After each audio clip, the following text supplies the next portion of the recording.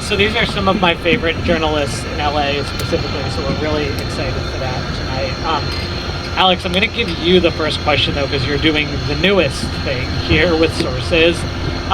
This is sort of like at the forefront of what a lot of reporters are doing, going independent. So what does the newsroom of the future look like? I think it looks like a talent agency. That seems to be the thing that I'm hearing that a lot of editor-in-chiefs are thinking through is like, how do we become a platform? And Corey, what do you think? What does the newsroom of the future look like? No, I mean, I think that there's definitely going to be, that is definitely a growing trend in journalism. You see that everywhere from, sort of journalists that are striking it out independent, starting their own newsletters on Substack or Beehive or whatever. You see that in newer publications like Semaphore or Puck, which are really elevating journalist brand significantly. I think there's also like there's an other side of journalism that is, I think, old school, collaborative, less about personal brand, more about serving the story, serving just the corporate brand, for lack of a better phrase. And I think those two things are going to play off each other for a while. Yeah, I mean, I think you have like A16Z, who sort of like ostensibly brought us all together. They don't really believe in journalism. They have 200 people who are creating their own content, and they are a trendsetter in VC, so a lot of people follow them, and they don't even care about journalists. They don't even really care about talking to us, and that's certainly like a trend. It is like, what is journalism and what is not? And I think, that's always been blurry. I think it's become increasingly so recently. Yeah, and I think that's something really interesting you've touched on, is you've got this sort of like content creator as journalist thing happening right now, right? You've got TBPN, you've got Molly O'Shea's Sorcery, like all of these places that people are going to announce their news, but at the same time, they're people without a journalism background. So for folks that have worked in a newsroom, how are your newsrooms responding to that? Are they, is it something you all see as a threat? Talk to me a little bit about how your newsrooms are responding. Yeah, I think we're doubling down on actual journalism as opposed to what I think is repackaged PR. So doubling down on using reporting skills to find out things that aren't in the public domain already. Sometimes things that people don't want you to find out. Sometimes things that people are fine with you finding out and publishing, but you're doing it through talking to sources and not necessarily just off the back of your access. So, it's going to be a mixture of all those things. I definitely listen to all these podcasts and read all these newsletters as well. These are inputs that help inform me, but I think we are doubling down on sort of what makes us journalists. Yeah, I love Jordy and John from TVPN. Like, I consider them friends. I think they're great. I was watching their interview with Mark Benioff today, and it's not journalism. And I don't think they would pretend to say that it is. Like, they're doing something very different. And so, yeah, like all the CEOs are going to these new places. And they're soft environments to like land your message and make you feel like you have earned media. And, it is, I guess, in a way. But I think what is happening is a lot of people are having to clarify what they're about, right? And like to Corey's point, like what something like a place like The Information can do is like really do excellent journalism, and they can do it better than most places. And so that's how you're going to stand out as a brand if you're a journalism brand and you actually believe in the values of journalism versus all the other things that are happening, which are valuable and people like them and people watch them, but it's just not the same thing. Yeah, and I think like, All In, again, I find like a lot of value from listening to them a lot of times, but then it's like sometimes when you've had like really interesting stuff happen, you would want to hear David Sachs talk about they take the week off because they're not journalism. And I don't think people realize how much scrutiny we have to go through for our stories. If we're doing real investigation and scoops, we have to go through legal review and have multiple sources and corroboration. And that's something that, a lot of these people just like posting stuff on the internet and talking about stuff as opposed to actually reporting stuff don't have to do. My legal review is insane. I have so many people that look at my stuff, and I'm just kidding. But yeah, he's right. I mean, that is the difference, right? Is like you hold yourself to a standard of being fair, but also like you're inherently probably pissing someone off if you're doing your job as a journalist. So for me, like, it's difficult to straddle. I'm figuring that out, like straddling both lanes of like, I guess I hate this being a creator, but also still thinking of myself as a journalist. And it's a tough balance. Like, I think a lot of people are trying to figure that out right now. I think it also, I mean, it does force us to have to be a little bit smarter as well with the questions we're asking and our knowledge of business models, when really smart people in the industry have such wide distribution. And like, I listen to John Collison's podcast a lot now. He's the Stripe co-founder, and he gets in the like fake bar. Yeah, and like they have a beer. It's actually like pretty good. It's a fun listen or a fun watch, and like they have Mark Andreessen on the show, and it's like, I've never talked to Mark Andreessen, but he's made a lot of money off of John Collison, so he'll go talk to him, and it's it's fun. But the questions are really good. The conversations are really good, and so I think it's not journalism, but it does force us to. We are often serving a similar audience. If we're in tech journalism, the information is squarely focused on sort of a Silicon Valley and broader tech universe, who is probably also consuming those sorts of podcasts or whatever. Like, we need to up our game and sort of make sure we're elevating the conversation as well. Yeah, and like to that point, right? The Information just launched its own TV channel, right? So like newsrooms are responding to a lot of this stuff. Alex, you mentioned a little bit about like, right, the newsroom of the future is a talent agency. Are you seeing that happen in real time? I mean, Yes. So you left a newsroom. Yes, Like a month ago. what were you not getting at that newsroom, and what are newsrooms not doing? And specifically talk about. I had the former best reporter, job. but- Yeah, no, I think I had the best job in tech media. I'm not kidding. Like, I had complete autonomy. I had a team that I loved working with. I worked at The Verge for 5 years, and I was deputy editor when I left. And there was nothing about The Verge per se. It was that I saw an opportunity to build something, and I wanted to try it and see what it was like. And to the talent agency piece, I've had 4 editor-in-chiefs of outlets that everyone would know reach out in the last month with the same version of the same pitch, which is, can we figure out a way to plug you into our brand where you do live events with us? We even maybe help you sell ads in your newsletter. We syndicate you because we are hemorrhaging talent, and they're all going independent, and we don't know what to do. And they're all like reaching out. They don't know that they're all reaching out. It's just happening.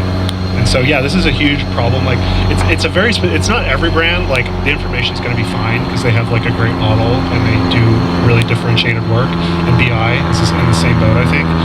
And I used to work at both these places, by the way, so I have a pretty unique perspective. But there's a lot of like Web 2.0-ish brands who 30 to 50% of their traffic is Google, and that's going away. Their cost structure makes no sense for the future.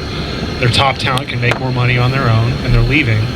And I would lie if I didn't say that part of leaving was also like knowing I could make more money on my own. And they're scrambling to figure out what to do about that. And so you're going to have this barbell of like these big, quote unquote, scaled brands from like the last 10 years that are now losing everyone, and then the more niche, like better business model, which I'd put like BI and The Information in. They have like healthy subscription models on the other end, and everyone else in the middle is getting like wiped out right now. Corey, Ben, how do you keep that audience though on your platform, right? Like Alex built an audience as a journalist, and you both have audiences as journalists. How do you keep that audience in your ecosystem? Is it just the work? I mean, and how do you continue to monetize that audience for your brand? Yeah, it's the work, I think. I mean, if I, it's an intentional choice to stay in a newsroom and not go independent. I mean, we all have different reasons for doing career choices and different life phases and things like that. But I truly believe that I can do the best work I can do, and thus elevate myself and my own career with really good colleagues that surround me and editors and a whole newsroom structure that's really talented and really good. And of course, there's like annoyances and like your editor like messes with your story and you're mad for a couple hours. But overall, I've reflected on it and I think it's really helped my career more than it's taken away from it. There's and there's not that many places I feel like as a mid-career-ish reporter, that I feel like You're more than mid-career. Come on. Corey's a legend. Come on. No, I mean, and also, he's right. I've done stories with Corey, and you're right. Like, there is so much value in that. I do miss that. I do miss like doing stories with you. Yeah. That's how I think about that. How do I keep the audience? It's through the work, and it's through being surrounded by talented people. Yeah, and I mean, people always ask what I'm measured on. It's not measured on. It's not. People always ask what I'm measured on. It's not measured on page views. We don't really care about that. I've always been measured on new subscribers, which means when I'm thinking about what I want to cover, I have to think about something that's so compelling that people are willing to pull out their credit card and subscribe, which from like everywhere having a subscription model, that's a high bar. So I'm really thinking about stories that'll drive the conversation and get people talking. And I do think a lot of the investigative work I've done, a lot of the stories, people send us these very scary letters. We've had everyone from Bill Ackman to Dave Portnoy sue us, and that's not something we love, but it's something that's part of the game, and I am curious, how you deal with that. We'll find out. We'll find out. That, I mean, Substack has a quote-unquote defender program, mm-hmm. So, a lot of these independent platforms are thinking a lot about this. I evaluated them. There's right now it's basically, as a primarily written journalist, you have Beehive or Substack. Those are your two main platforms to pick from. They both have these legal protection programs, which are really interesting. We'll see. I don't know if they've had an instance where it's really had to be tested, and maybe I'll have to figure that out. I mean, I will if that ever comes up. But I think before we get too far up our digital, focused sort of egos, the New York Times, the Wall Street Journal, the Financial Times, in Reuters, they do really good work. Yeah. Those are massive places and are in different stages of their strategy around tech and business journalism, but all of them do really good work. Yeah, I think they do. I think a thing I've noticed over the last decade is, I'd be curious if you guys have observed this, a lot of reporters are not so much interested in the technology anymore. It seems like it's a lot about business and finance, and people are breaking really good stories on that, including these two. But I'm really interested in the tech. I got into this because I'm a nerd, and I was Hackintoshing my Dell Inspiron laptop 15 years ago. Yeah, if anyone knows what that even means. So I love the tech, and I'm trying to bring that to what I do with sources, and I see those kind of people dropping like flies. I think there's a lot of people who are now they're former politics reporters, they're former business reporters, and now because tech is the largest thing, it runs the economy, now they're covering tech, but they don't actually know how these AI models work. And I think again, among friends, I think we're all doing it well, but I do notice that that trend seems to be true, that just fewer people are actually into tech. There's a lot of tech reporters who hate technology. It's kind of wild. Yeah, that is wild. I mean, I do think tech journalism went through an evolution. There was a time when it was all laudatory. It's look at this amazing thing. This was so cool and everything, gee whiz. And then it was the opposite of these people are corrupting society. They're the worst. And hopefully those of us in it, talking to these people every day, actually have the nuance that it's most good journalism is somewhere in the middle and not that black and white. You're always gonna I mean, the field definitely, to want to be a journalist, you have to be a little bit of a crank. That's just always been true, and if it bleeds, it leads is a cliche for a reason. That said, obviously that's, and yes. We do all find the nuance, and we're not just interested in bad stories. But yeah, it's kind of a personality trope of people who choose the industry, I think. Totally. I do want to talk a little bit now about how AI is changing your approaches. So, like, from when I was still a journalist, this is years ago now, like, right, it was Google search and SEO, and then social media really changed the game, and now AI is changing visibility. And you know, for the PR side of the thing, we're seeing like a lot of emphasis again on earned media, and that's exciting for us and probably exciting for you all. But like, how is AI changing the way your newsrooms are approaching reporting the news? Folks with newsrooms want to go? If not, I'll go. Yeah. I mean, we just signed our new AI policy, and so, you know, which is very controversial. We're not allowed to have AI write our stories because that would violate the copyright. And I would mostly not use it because it's not very good. I do think we have to use it. I found it useful for going through interviews and quotes. I think also, like, the bigger thing for us is the distribution. So there was a time when we make most of our revenue from Google search, and before that, Facebook. That all eroded, and then now a lot of times people are going to OpenAI. They don't even click through. Luckily, like, we do have a content deal with OpenAI, which is now a meaningful source of revenue.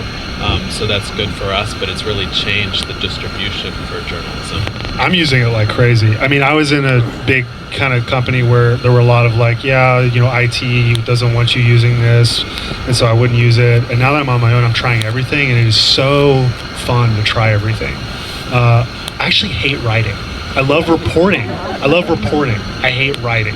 There's a lot of reporters like that. Yeah. And so I'm thinking, like, can I use these LLMs to do way more and get my reporting out into the world and have more leverage and not actually like be sitting there laboring over my nutcraft and my all this, you know, bullshit and that I like have hated doing for the last decade. I had a guy who just left Hugging Face pitch me on an MCP server, if people know what that means, an MCP server that is going to aggregate a lot of, but you know, like last week I was like, I do not feel like putting this fucking newsletter out, like I want to go to bed, and so I just used ChatGPT, and it has all my context and my memory to help me write it, honestly, way faster. And then sometimes it's like I do it in the same amount of time, but it's my editor, you know, so I'm experimenting with it, and it's been fun to experiment with it. Yeah, I think it's been fun to experiment, but this is why Alex is gonna like take over the world. Because I think I mean, most of us we view our writing or our, you know, sort of our work as like a craft. You know, it's like we do kind of. I like laboring over my nutcraft. I mean, sorry, I mean, I've used it for copy editing, for some fact checking, for bouncing off ideas on what to ask a CEO in an interview and stuff like that. It's definitely a helpful, useful augmentation tool, like everyone else uses it in their work. We have our own like chatbot at The Information. I wish we named it something better, but it's called Deep Research, and it is available to our highest tier pro subscribers. And you're supposed to be able to like prompt it for questions, and it pulls from our coverage and maybe also like I've hit this paywall many times. Yeah. So you got to pay up, Alex. It's pretty cool though. I mean, it's like I think an attempt though to protect our IP. Yeah.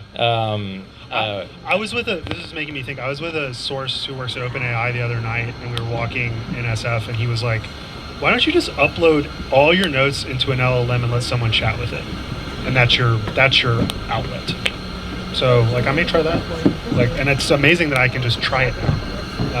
And maybe that's like, if people get so used to prompting, I think reading is becoming a luxury. I don't think people really want to read like 800-word articles anymore. So maybe it's just like, this is my brain, talk to my brain. It's being updated constantly with all the people, the sources I'm meeting with, sources.news that I'm meeting with, and talk to it, right? Like, that's interesting. So yeah, there's a lot of like new things you can do now. Maybe they will all not work, but it's fun to try. In 5 years, we're going to have a comeback of like, you know, but this is going to take over. This is going to be the next thing. Alex is on the cutting edge, and then we're going to go back to like bespoke, validated journalism, and I'm excited. Then I'm going to start that company, and then do the same thing. For the people that obsess over a nut graph, is it changing your approach at all, though, in terms of visibility? Like, we know that LLMs will aggregate this or surface this information to folks at all. Like, have your newsrooms started thinking about that? Is that something you're thinking about, Alex? Like, I just, like, in terms of, like, we know that people are going to be searching on this, right? We know people are using ChatGPT to search. We know people are using Claude to search. Like, what are we changing our approach and rating with it at all? I'm not. I mean, people should be aware that it had a big impact on media. I mean, Ben touched on it, but Google search results have been historically an incredibly high percentage traffic driver for media, and people aren't clicking web links anymore. They're going, they're getting the AI overview. So it's had a big economic impact on the industry.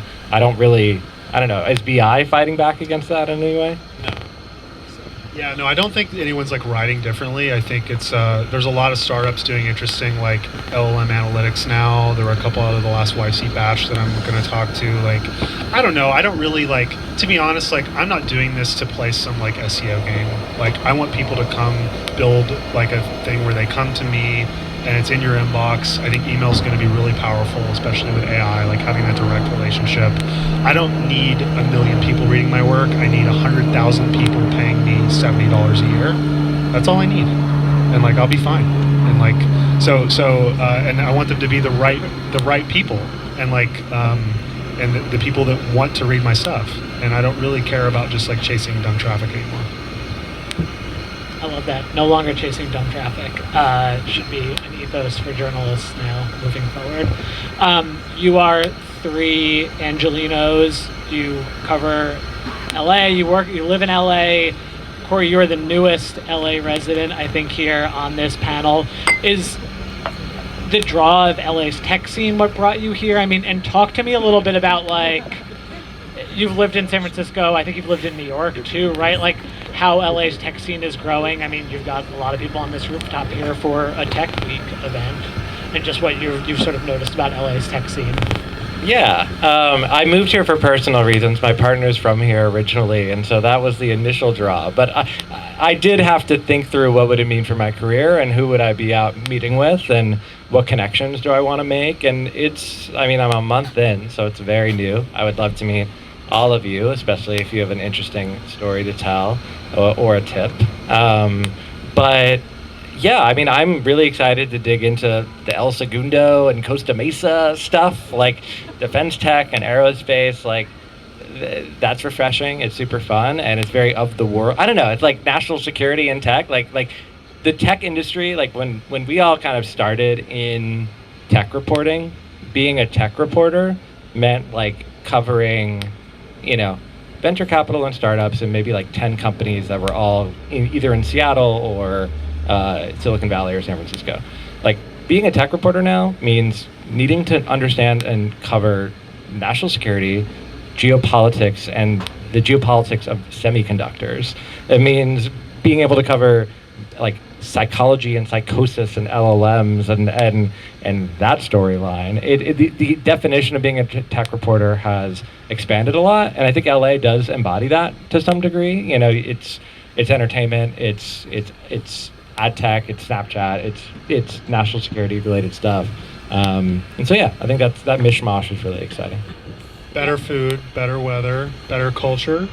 Not as good tech, but the Burbank to SFO flight I do like at least once a week. It's a bunch of weird people. I mean, it's like you have Peter Thiel, you have a lot. I was told there's a lot of very important tech people who live here most of the time but don't want you to know that. And so I want to find all those people. Yeah, I mean, I think we all live here for the lifestyle.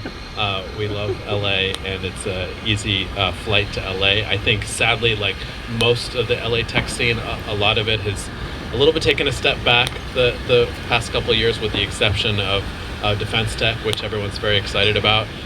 Just like, SF is like the white hot center right now.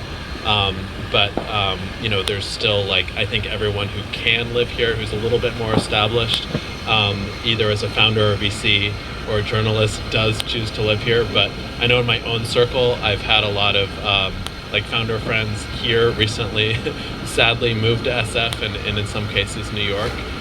because they feel like it's just a little bit quiet here right now. Yeah, I mean, if I was 22 and not 32 and just starting to covering AI, there's no chance in hell I would live here. I would live in SF.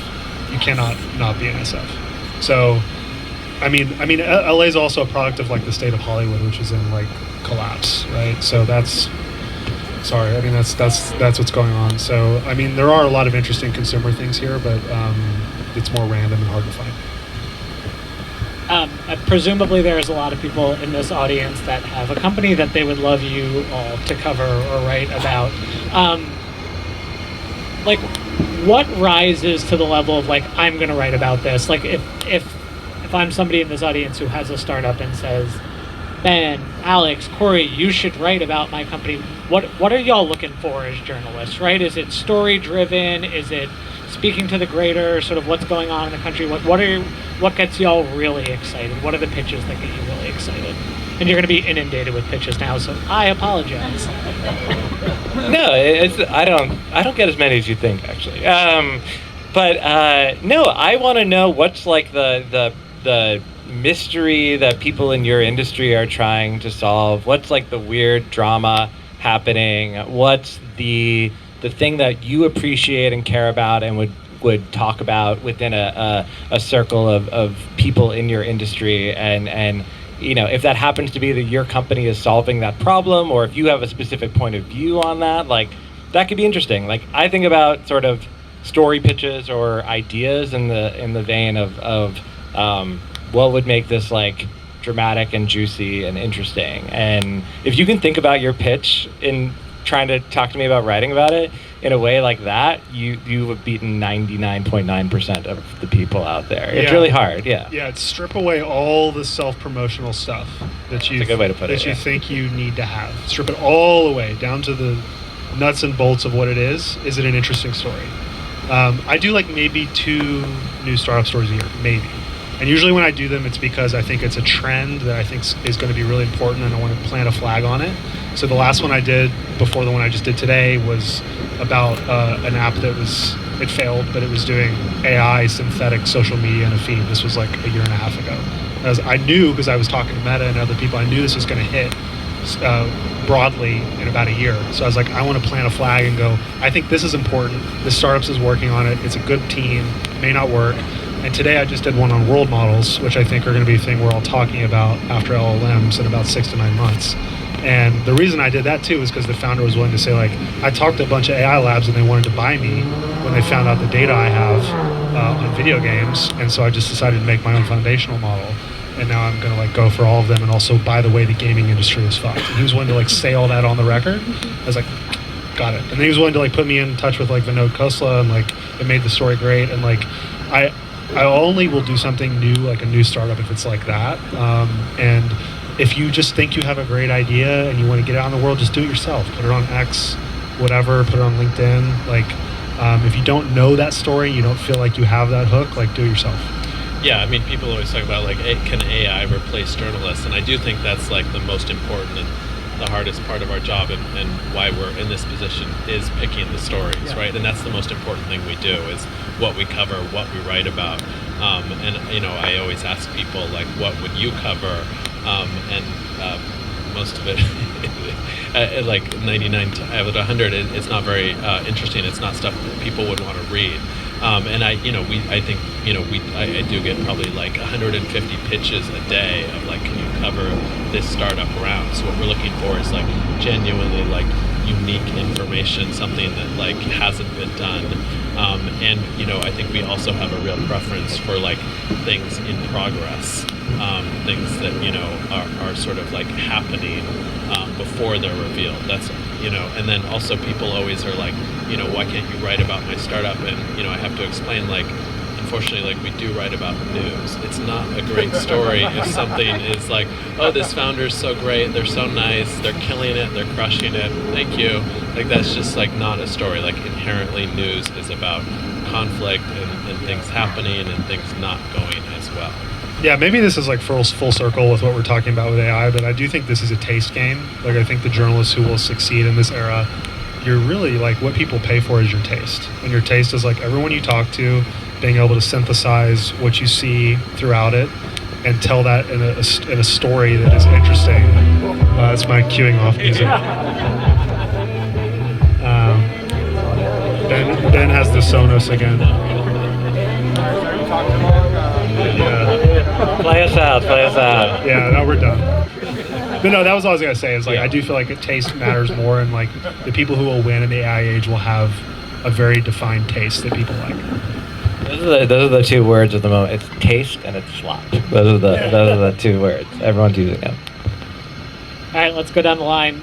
Plug what you want to plug for your audience. Ben, you can go first. Yeah, well, you can follow me at the Ben Bergman on X and Instagram and LinkedIn, and of course subscribe to Business Insider.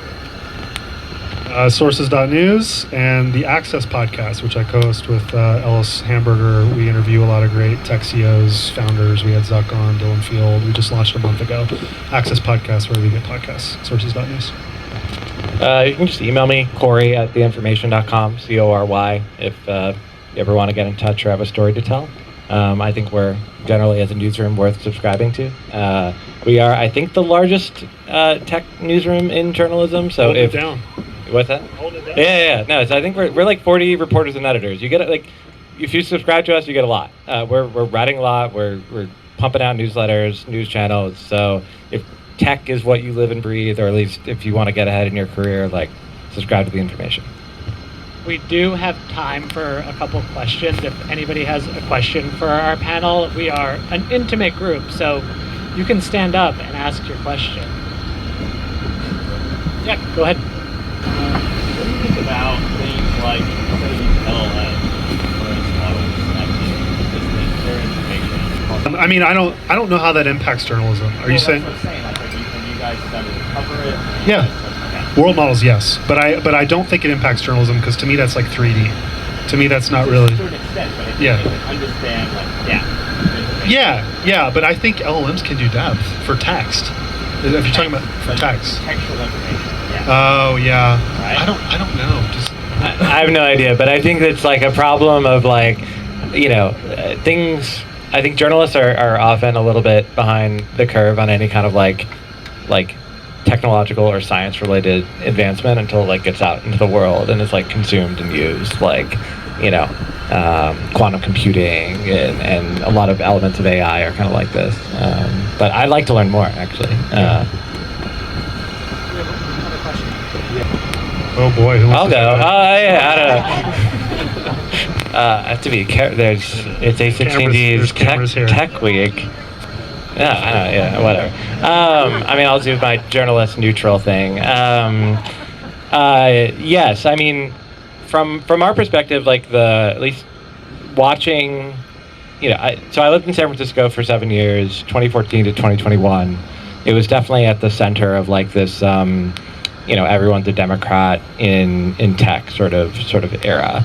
The last year or two in particular was striking. Yeah, I think seeing the amount of Trump support in the tech community and like in the business world generally surprised me a little bit, but I think, folks like Elon Musk and Mark Andreessen giving very vocal support to Trump gave a lot of people cover, because those are people that people really respect. And look, I think, people have made a calculus. Those people who are supporting Trump have made a calculus that it was far more dangerous for, sort of the left to have power than it was for someone like Trump to have power. And I think they're getting a lot of what they wanted from that decision. They're getting a lot of. I feel like it's going better than they maybe even thought it would go. Without commenting on the kind of veracity of that. Yeah, and I just think, putting aside the whole politics, just the journalism angle, I do think that it's pervaded tech journalism and probably journalism writ large, and how has it not? I mean, you've seen what's happened with CBS News, and I think mainstream journalism, or which I think all of us would consider us practitioners is just distrusted and by a lot more people, and I think that's very unfortunate to see. I think on X and everything else, you just see like a very strong movement against that, and for those of us who do believe in journalism and fact-checking and investigative journalism, it's disheartening to see, I think, that trend, and I do think it's pervasive right now. It's increased. I was just going to say, one thing I've always thought is like, as we talk to these people, we cover these people, we deal with their blowback when they don't like a story that we write. These people are very successful, and are successful in part because they have incredibly thin skin. Like a lot of people that I write about that are powerful in the tech community, they have gotten to where they are because they take everything really personally, including stories from us. And I think a huge mistake of the Biden administration was saying we don't really need to give an olive branch to the tech community. I think people like Mark Andreessen and Elon Musk took that really personally, as is their kind of tendency. And I think that laid the foundation where we are today. That's a really good way of putting it. I mean, I think also most of these tech people don't actually like Trump. They like power and money, and that's what he represents. Zuckerberg, but all of them, honestly, all of the like Mag 7 CEOs, they're liberals, like at their core, like I would say socially, I think the first time around he was the insurgent. It was unclear how things were actually going to be fully reordered. This time, it is, it is the thing. He is the thing, and like he is power. And his administration has made very clear: if you don't play ball, we're gonna mess you up. And these companies are now, if you look at their market caps where they were 10 years ago, they're the most important companies in the world. So they have to play ball. Like I get why people are like, oh my God, all these tech CEOs at this dinner at the White House, like I can't believe this, but it's like, I mean, they kind of have to. Like their job is like shareholder value at the end of the day, and maybe they can't. Yeah, I don't know. Maybe I'm not saying you should be upset about that, but I just think that's like the reality of it. Yeah, you saw Ron Conway today. Yeah, but Ron Conway pulled out of the Benioff thing. Yeah, because what Benioff said about San Francisco and Trump. Yeah. We can do one more question. Hey, President. I was going to ask about, I guess, truth. Like, you guys have sources of truth. I'm in the legal space. I'll go with that. Well, I'd say, I mean, at least for me, like that has not changed, and it doesn't change. And like the whole job is talking to people smarter than me all day, and talking to the best people, and talking to multiple people, and that's how you find it out. And that's not something that AI can do, and that's not really changed. I think those people are talking about AI. Yeah, I mean, A loop. Yeah, I mean, there's some old school things that are still just always going to be true, which is like corroborate things, like, ask for comments, like give people a heads up. Like there's so many, I see like these like viral things on X of like, this model's coming out because some dude with 100,000 followers said he heard it was, right? Or something. I fell for it. And people fall for it. And like, I get sent it and it's like, you just do a couple calls and you find out it's not true. It's like not that hard. I mean, and it's I mean, I think if anything, it makes the role of a journalist more important because at the end of the day, like it's you've got to separate that from what's true. But I think we to round it out, we all have to be critical thinkers and journalists, like in our own lives right now with AI and TikTok and just more and more things that challenge your media literacy and your sense of what is true and what's not. And I think it just comes down to critical thinking and trying to be skeptical and open-minded, and that combination can lead to good things. We have one final question. Okay. I wanted you to ask it, but you guys kind of vetoed me in the prep, but I'm going to ask it anyway.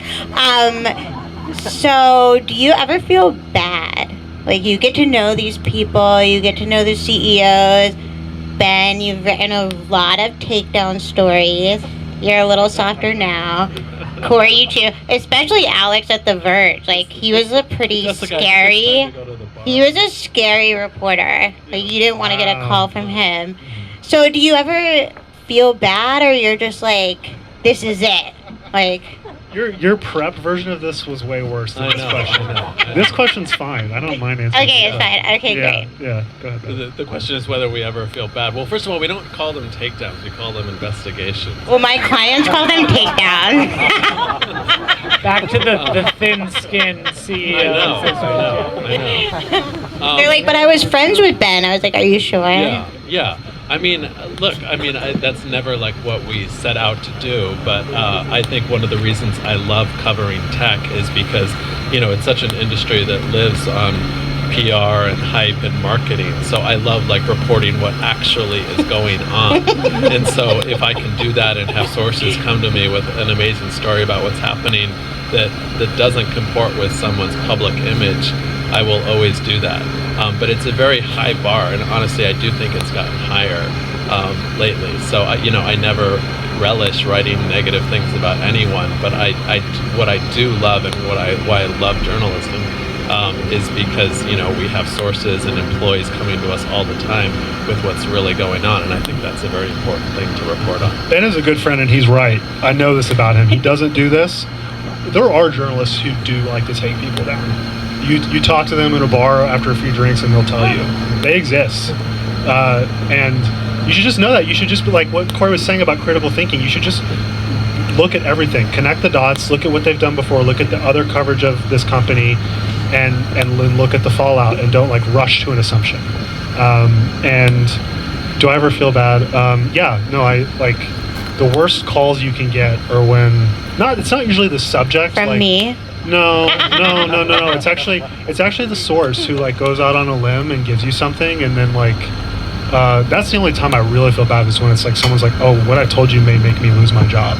Like if I gave you something about something and I'm like, I'm terrified now. Like those calls in the night are like really rough. I think we've all had stories that like indirectly lead to like very public figures getting kind of taken down a little bit. Like I don't feel bad about that as long as the reporting is solid and there's not like a vendetta behind it. Usually like these stories are because a lot of people are quietly saying like you should write this. If you're a good journalist, that's usually what's happening. Corey agrees. Yeah. Okay. Oh, the mic. Yeah, I mean, I agree with everything that was said. I would just add that,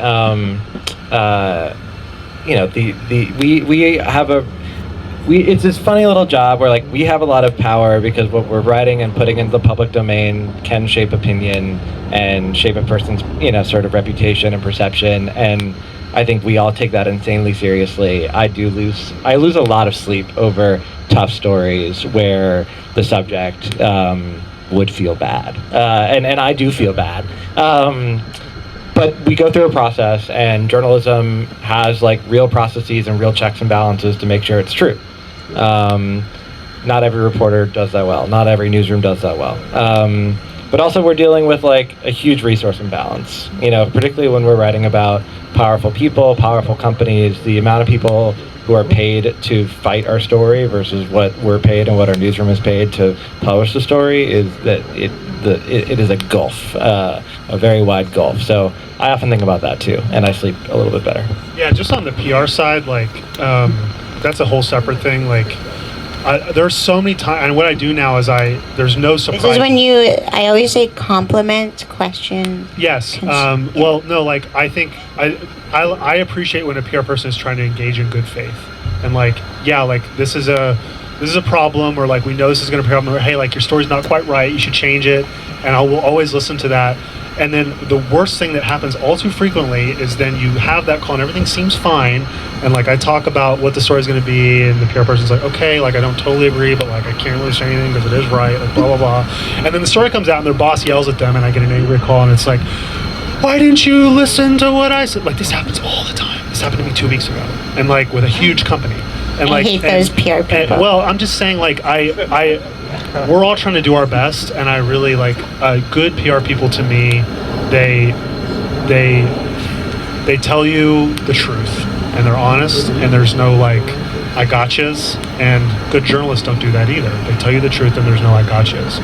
So that's like the PR people that I have the best relationships with and the longevity with. That's our foundation. That's like the best, I think, of keeping that going. Awesome. Well, I feel incredibly fortunate that you guys came. There is no busier people than journalists, especially during LA Tech Week. So thank you for being here. Thank you for sharing. We all appreciate it. And let's give our panelists a warm round of applause.